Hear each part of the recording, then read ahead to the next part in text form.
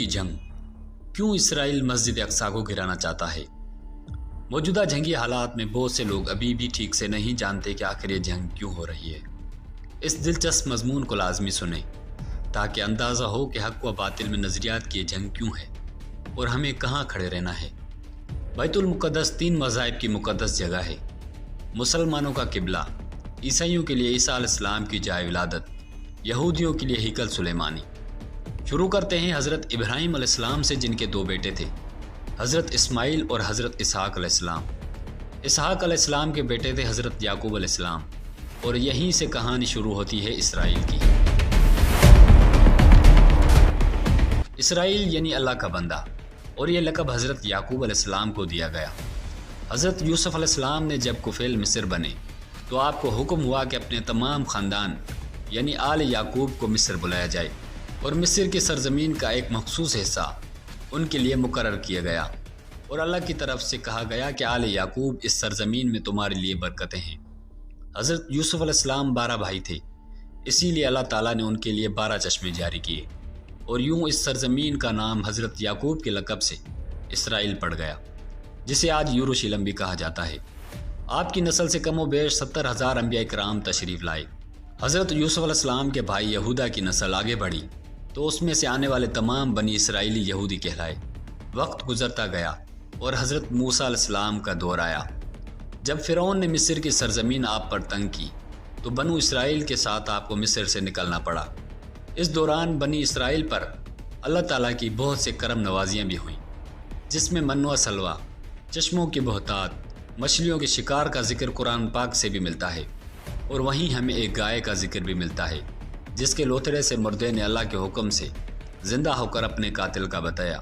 اس گائے کی نشانی اللہ تعالیٰ نے قرآن پاک میں بیان فرمائی ہیں، جو کہ ایک سرخ مائل رنگت کی گائے تھی، اور ایسی گائے آج بھی یہودیوں کے نزدیک مقدس مانی جاتی ہے۔ حضرت موسیٰ علیہ السلام کے بعد دیگر نبی آئے۔ اس دوران میں حضرت موسیٰ علیہ السلام اور ان کے دور کی کچھ باقیات، تورات، من و سلوہ کا کچھ حصہ بنی اسرائیل نے ایک صندوق میں محفوظ کر لیا۔ یہ اللہ کی طرف سے حضرت آدم علیہ السلام کو دیا گیا ایک خاص صندوق تھا، جو نسل در نسل نبیوں کے پاس رہا، جسے قرآن پاک میں تابوت سکینہ کے نام سے پکارا گیا ہے، اور یہ یہودیوں کو اپنی جان سے زیادہ عزیز ہے۔ حضرت داؤد علیہ السلام نے جب جالوت کو شکست دے کر اس سے وہ تابوت سکینہ حاصل کیا تو یوں بنی اسرائیل نے انہیں نبی تسلیم کر لیا، اور حضرت داؤد علیہ السلام اس صندوق کی حفاظت کے لیے ایک ہیکل تعمیر کروانا شروع کیا، جو کہ ان کی ظاہری حیات میں مکمل نہ ہو سکا۔ ان کے بیٹے حضرت سلیمان علیہ السلام نے جنات کی مدد سے اس کو مکمل کروایا، اور اسی دوران میں آپ کی بھی وصال ہو گیا۔ اسی وجہ سے اسے ہیکل سلیمانی بھی کہا جاتا ہے۔ بعد ازاں بابل کے بادشاہ بخت نصر نے اسرائیل پر حملہ کیا اور ہیکل سلیمانی کو بھی گرا دیا، اور تابوت سکینہ بھی اپنے ساتھ لے گیا۔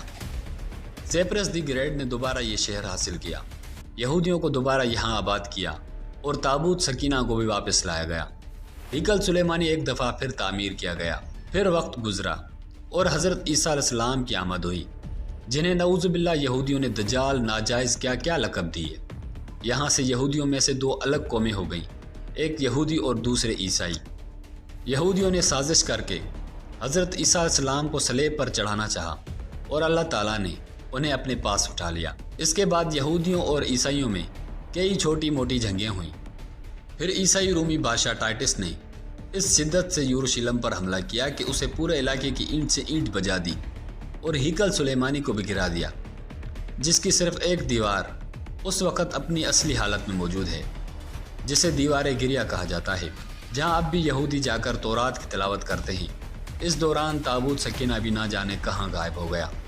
ٹائٹس کے حملے کے بعد یہودی آخری نبی کے انتظار میں تھے، کیونکہ اللہ پاک کا ان سے وعدہ تھا کہ انہیں پھر عروج بخشا جائے گا۔ اس وعدے کا ذکر سورہ بقرہ میں بھی موجود ہے کہ اے بنی اسرائیل، ان نعمتوں کو یاد کرو جو تم پر کی گئیں، اور اپنا وعدہ پورا کرو، ایمان لاؤ تاکہ ہم بھی اپنا وعدہ پورا کریں۔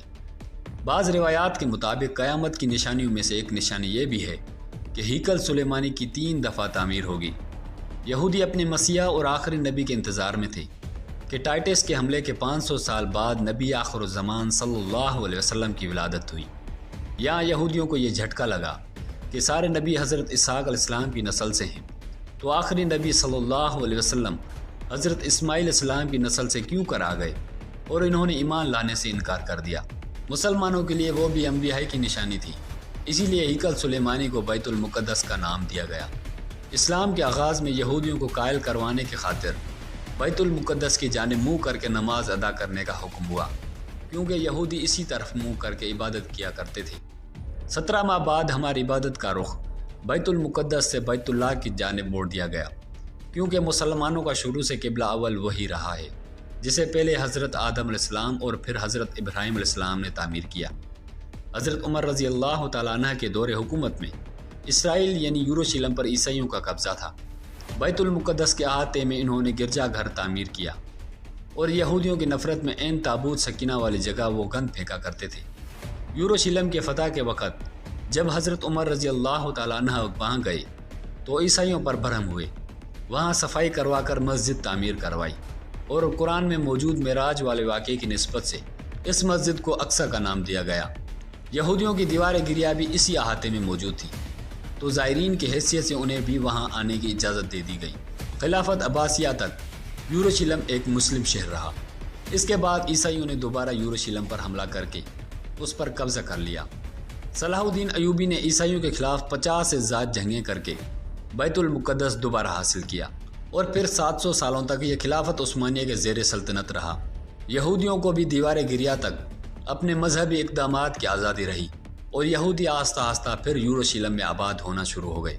اس دوران میں کئی بار انہوں نے خلافت عثمانیہ کے سلطان کو پیسوں کے عوض یروشلم انہیں سونپنے کا لالچ دیا، لیکن ناکام رہے۔ اور پھر دوسری جنگ عظیم میں عیسائی سپاہی ہٹلر نے چن چن کر یہودیوں کو مارا، تقریباً 60 لاکھ کے قریب یہودیوں کا قتل عام کیا، اور یہ در بدر بھاگنے پر مجبور ہو گئے۔